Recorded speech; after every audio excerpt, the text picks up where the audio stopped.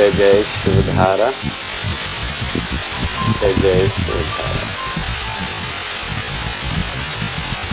इंसान का जन्म ही किसी न किसी इच्छा, तृष्णा या पिछले जन्म की वासना के कारण ही हुआ है।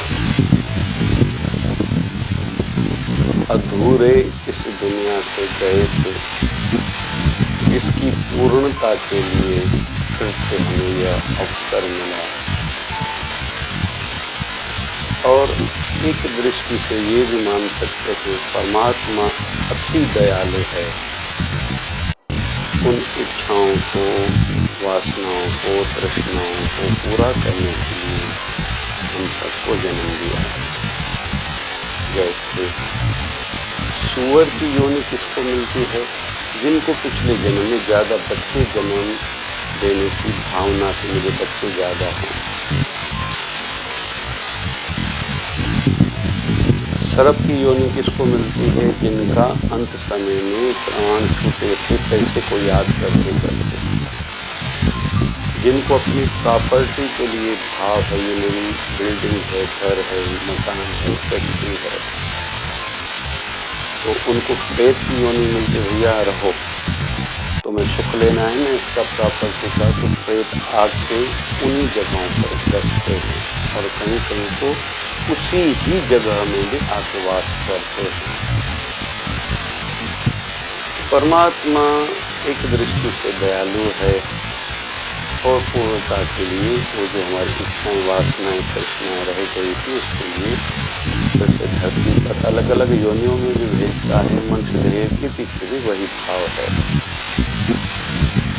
और दूसरी योनियां इंसान को छोड़ के जितनी भी हैं, उसमें धरती पर जितनी योनियां हैं, जड़ है या चेतन है, मतलब वृक्ष है, पहाड़ है, आदि पशु हैं, जितने प्रकार के भी जानवर हैं, जो भी हैं, और देवता भी, ये भोग योनि है। इनको केवल भुगतना है जो उन्होंने किया था। लेकिन इंसान एक भोग योनि भी है, भोगने के लिए आए हैं। जो भी पिछला खाता था, हमारा अकाउंट था, उसको पूरे करने के लिए भी आए हैं। फिर पॉजिटिव भी, नेगेटिव भी, जो सुख के रूप में सामने आया है या दुख के रूप में आया है, ये पिछले जन्मों के कर्मों के आधार पर ही परमात्मा न्याय करता है। किसी को अमीर घर में जन्म है, पिछले जन्म में दान किया होगा, जन्म से ही इतना सुख है। किसी का दरिद्र परिवार में जन्म है, जन्म से कोई सुख नहीं, पिछले जन्म में दान नहीं किया होगा। किसी को स्वास्थ्य बढ़िया मिली है, मतलब उसने पिछले जन्म में सेवा कार्य शरीर से किए होंगे। किसी को शरीर के जन्म से रोग लगे हैं या बाद में लगे हैं, मतलब उसने शरीर से पिछले जन्म में पाप किया होगा। किसी को बुद्धि श्रेष्ठ मिली है, कुछ भी पढ़ते हैं, सुनते हैं, याद हो जाता है, सलाह बढ़िया दे देते हैं, मतलब उन्होंने पिछले जन्म में बुद्धि का सदुपयोग किया था। कोई कम बुद्धि वाले, मंद बुद्धि, बेचारे पागल, ना समझ जन्मते हैं, जिन्होंने बुद्धि का सदुपयोग पिछले जन्म में नहीं किया या दुरुपयोग किया था। इस क्रम से परमात्मा की लीला चल रही है। तो इंसान कर्म भोग योनि है, लेकिन इंसान कर्म योनि भी है, नए सिरे से निर्माण कर सकता है। यहाँ तक कि पिछले जन्मों के दंड को कम कर सकता है और पिछले जन्मों के कर्मों को बढ़ा सकता है, मतलब पुण्य कर्मों को। जैसे पुण्य कर्म मिला, किसी अच्छे घर में जन्म मिला, लेकिन उसने बहुत अच्छा कर्म किया, वो इंसान से देवता, देवता से भगवान तक बन सकता है एक ही जन्म में। उदाहरण ले लेते हम सबसे, महाराष्ट्र के कई ऐसे संत हैं। एकनाथ जी महाराज अपने गुरु सेवा में इतनी निष्ठा रखते थे, घर परिवार की ओर ध्यान नहीं था, यहाँ तक कि भगवान ठाकुर लड्डू गोपाल के रूप में आके उनके घर के बर्तन तक धोते। संत नामदेव जी महाराज का प्रसाद आके पाते थे अपने हाथों से। संत जनाबाई के घर आके साथ में बैठते थे, वो कहती थी चक्की चलाओ तो बात करूंगी। ऐसे गोस्वामी तुलसीदास जी महाराज के प्रभु श्री राम के बार बार दर्शन होते, और यहाँ तक भी मान्यता है उनको, जो उन्होंने रामचरितमानस लिखा है, सब एक सिनेमा की भांति, पिक्चर की भांति सामने दिखाई दे रहा था, वो लिखते गए थे। एक मान्यता ये है गोस्वामी तुलसीदास जी महाराज की। तो कुल मिला के भोग योनि मतलब उनका पुण्य था पिछले जन्म में, कुछ अच्छा मिला, लेकिन उन्होंने बढ़ाया, खुद को ऊपर उठाया और अजर अमर हो गए। फिर वो संसारी पथ पे, कोई आध्यात्मिक पथ पे, कुछ लोग तो दोनों पथ पे आदर्श जीवन जी गए। संसार में उनका नाम है, आध्यात्मिक सिद्धि भी प्राप्त करते। स्वामी रामकृष्ण परमहंस से काली माता बात करती थी, मूर्ति है, और मूर्ति तो आज तक वही है कलकत्ता में, और लोग रोज दर्शन पाके आते हैं। हम भी दर्शन पाके आए, उन पर जो कृपा थी वो दूसरों पर नहीं है। कहीं तो भी कुछ अंतर हुआ होगा, रहा होगा। तो इंसान है भोग योनि। कुछ लोग अच्छा मिलने पर बहुत पाप करते हैं। रावण ने तपस्या की, कुंभकर्ण ने तपस्या की थी, हिरण्याकश्यप ने तपस्या की थी, हिरण्याक्ष ने तपस्या की थी। वैभव प्राप्त होने के बाद, राजा होने के बाद भी आज तक संसार में भी नाम उनका कोई अच्छी भाव से याद नहीं करता, और परमार्थ की सिद्धि नहीं हुई थी। वैसे भगवान के हस्ते मोक्ष प्राप्त किया था, वो एक अलग बिंदु है। दुनिया में ऐसे कई लोग हैं जिनको बड़ा कुछ मिला, लेकिन उन्होंने पाप भी किया। कुछ लोग फिर ऐसे भी हैं जिनको पिछले जन्म का दंड मिल रहा था, मतलब तकलीफें देखी, लेकिन इस जन्म में भी पाप और किए। बस इसको थोड़ा आज समझना है। तो ये सब चक्र है हमारे पिछले जन्मों की इच्छाओं, वासनाओं और तृष्णाओं के कारण। लेकिन एक निवेदन है, जब तक हम भक्ति नहीं करेंगे, सत्संग ज्यादा नहीं सुनेंगे, त्याग ज्यादा नहीं करेंगे, और संतोष जो है सब बढ़िया, भक्ति ज्यादा, सत्संग ज्यादा मन को समझाने के लिए। सत्संग से आपको जीवन में त्याग आएगा, वैराग्य फिर त्याग से जगता है, त्याग फिर वैराग्य।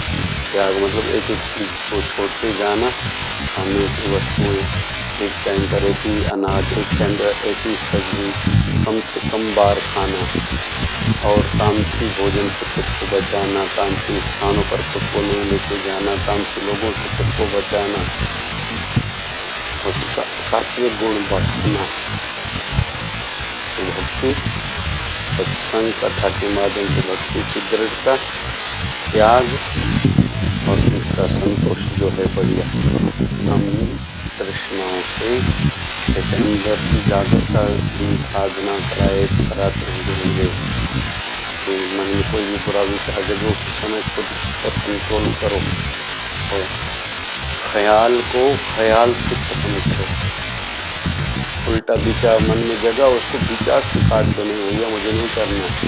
तो संसार में डूबने के लिए, नर्क जाने के लिए, 84 लाख योनियों में भटकने के लिए, खुद को दुखी होने के लिए नहीं आया। यह उपाय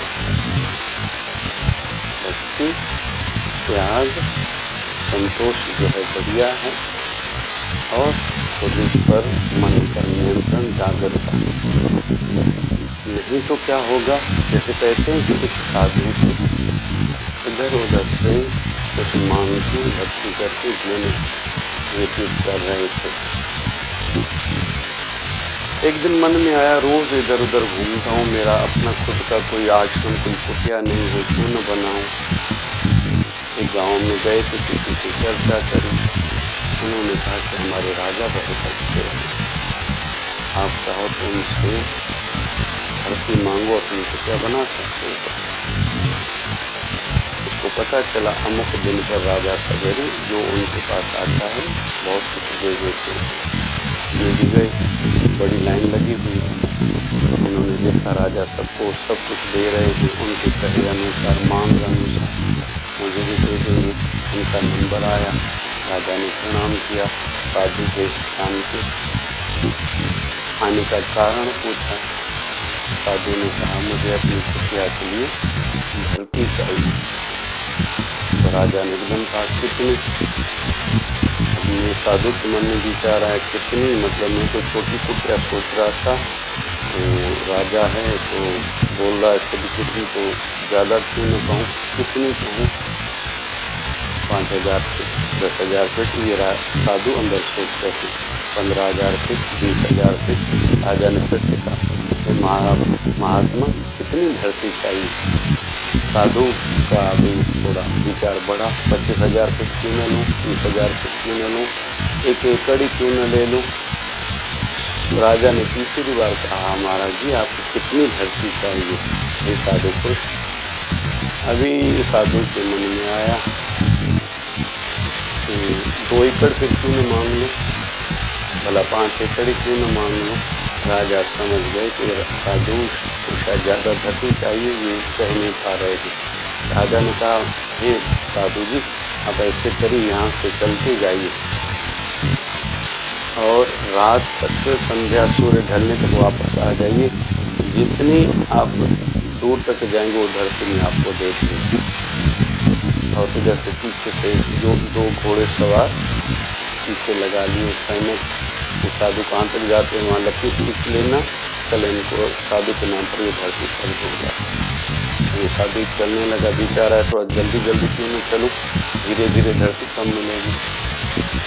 फिर बढ़ने लगी स्पीड साधु की चलने में। फिर मन में विचार आया भागूं क्यों नहीं, भागने लगे। तो दोनों घोड़े सवारों ने कहा कि हे साधु आपको पानी पीना है क्या, प्यास लगी होगी। साधु सोचने लगा ठहरूंगा, इतनी धरती कम मिलेगी, पानी तो कब भी पी सकता हूँ। भागता गया। अभी विचार आया सूर्य ढले नहीं तब तक राजा के पास लौटना है। फिर लौटने लगा लेकिन फिर से भागने लगा क्योंकि बहुत सी यात्रा आगे कर चुका था, आगे जा चुका था। स्पीड बढ़ा ली, संध्या तक राजा के पास पहुंचा। दौड़ते दौड़ते बहुत थक गया, लेट गया। पूरा दिन भागने के टाइम साधु की मृत्यु हो गई और उनको मिला अवसर मिला था, लेकिन उनको प्राप्त नहीं हुआ, उल्टा उसकी मौत हो गई। यह कथा उस साधु की नहीं है, यह हम सब की संसारियों की कथा है। ये हमारी जो तृष्णा है दिनों में दिन में भटकाती है, दौड़ाती है, यहाँ तक कि कभी पानी पीने के लिए, मतलब जिसके लिए हम लोग इतना काम कर रहे हैं वो सुख चैन लेने के लिए भी हम थोड़ी देर बैठते नहीं। कभी परिवार के साथ नहीं बैठते, कभी सेवा कार्यों को समय नहीं देते, किसी सेवालय देवालय में जाने का हमारे पास समय नहीं है। जाएंगे तो केवल स्वार्थ से मेरा पैसा बढ़े, तृष्णाएं पूरी हों, वासनाएं इच्छाएं पूरी हों। हवन यज्ञ करेंगे, बहुत लोग पूरत करेंगे, जो भावना यही है। कभी शांति से हम बैठेंगे नहीं, ऐसे दौड़ते दौड़ते दौड़ते हम सबका भी जीवन नष्ट हो जाता है। ये कमाया होगा, इकट्ठा किया होगा, लेकिन उससे सुख चैन नहीं ले पाते।